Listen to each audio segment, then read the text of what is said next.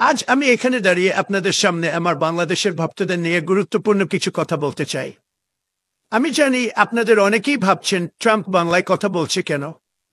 বন্ধুরা, আমি শুধু বাংলায় কথা বলছি না, আমি বাংলার চেতনা নিয়েও বলছি।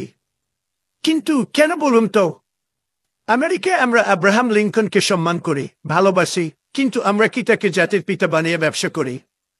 আমি আমার শপথ অনুষ্ঠানে তার নাম একবারও বলিনি। এতে তার যেমন মান ইজ্জত যায়নি, আমেরিকারও সম্মান ক্ষুণ্ণ হয়নি। আমি প্রেসিডেন্ট হিসেবে শপথের পর লিঙ্কনের মাজারে ফুল দিয়ে তার দোয়া নিয়েছিলাম, ওটাই না। আমি কিন্তু সেখানে না গিয়েও আমার কাজ দারুণভাবে চালিয়ে যাচ্ছি। আমেরিকারা কিন্তু আমার কাজে হাত তালি দিয়েই চলেছে। বন্ধুরা, আমরা এগিয়ে চলেছি, ভবিষ্যতের দিকে তাকিয়ে আছি। কিন্তু বাংলাদেশে তোমরা শেখ মুজিব আর জিয়াকে নিয়ে পড়ে আছো। তারা যদি কবর থেকে উঠে আসেন, তাতেও কি দেশের অর্থনীতির উন্নতি হবে? আমি শপথের দিন একবারও জর্জ ওয়াশিংটনের নাম নেইনি, তাতে কি তিনি কম সম্মানিত হলেন? আমরা তো ওয়াশিংটনের জন্মদিনে কেক কাটি না, তোমরা চেতনার জন্মদিনে মিছিল করো।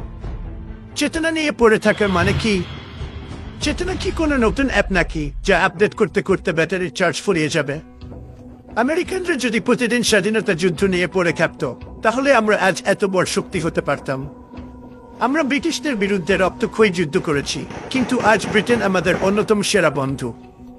আর তোমরা পাকিস্তান নিয়ে এত বিদ্বেষ কেন? 1971 তো ইতিহাস, 21 সালে এসে এখনো 71 করছো।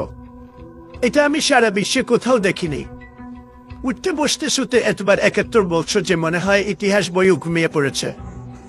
শেখ মুজিব ও তার কন্যা হাসিনা এই চেতনার ইনজেকশন পুশ করে তোমাদের অচেতন করে নিয়ে দেশটাকে তলাবিহীন জুড়িতে পরিণত করেছে। সেই চেতনার ব্যবসা আবার ঘুরে দাঁড়াতে শুরু করেছে আরেকটি দলের হাত ধরে। আমার অনুরোধ, চেতনার ব্যবসাকে শেয়ার বাজারে ওপেন করে দাও। ইলন মাস্ককে সাথে নিয়ে আমিও কিছু চেতনার শেয়ার কিনতে চাই। এক পক্ষ বলে মুজিব না থাকলে দেশ শেষ, আরেক পক্ষ বলে বিএনপি না থাকলে গণতন্ত্র শেষ। এই ব্যবসা কতদিন চলবে? চেতনা কি সেরা হিট গান নাকি যে বারবার রিমিক্স হচ্ছে? আর বলো তো, আমরা কি কানাডাকে আমাদের সমুদ্রবন্দর ব্যবহারের অনুমতি দিয়েছি বিনামূল্যে? একদমই না। আর তোমরা কি করছো?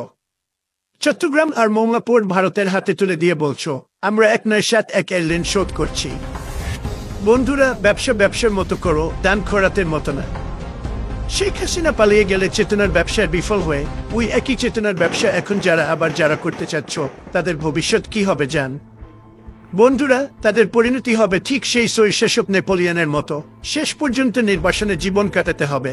কিন্তু পার্থক্য হলো, নেপোলিয়নের ছিল সামরিক প্রতিভা, আর চেতনার ব্যবসায়ীদের আছে শুধু ফাঁকা বলে।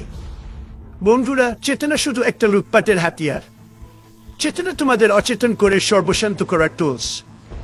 তোমাদের নেতারা এই চেতনার মাধ্যমে বিদেশে হাজার হাজার কোটি টাকা পাচার করেছে, আর তোমরা বসে বসে তাদের আঙ্গুল চুষেছ। এই চেতনার দোহাই দিয়ে তোমাদের নেতারা নিজেদের জন্য বিলাসবহুল বেগম পাড়া বানিয়ে নিয়েছে, আর তোমাদের জন্য বানিয়ে রেখেছে মহাকালীর বস্তি। বন্ধুরা, তোমরা শুধু চেতনা নিয়ে ব্যস্ত, কিন্তু দেশ চলবে কিভাবে?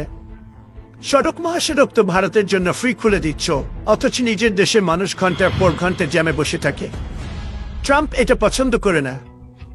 আমেরিকায় যদি এমন হতো, আমি নিজেই রাস্তার ধারে দাঁড়িয়ে ট্রাফিক সামলাতাম। তাই আমি বলছি বন্ধুরা, একটু বাস্তব হও। 71কে সম্মান দাও, কিন্তু 2025 নিয়ে ভাবো। আমেরিকা বাংলাদেশকে ভালোবাসে, আমি বাংলাদেশকে ভালোবাসি, কিন্তু আমি চেতনার ব্যবসা ভালোবাসি না। তোমাদের চেতনার দোকানে ডিসকাউন্ট দিলেও আমি কিনব না। ধন্যবাদ।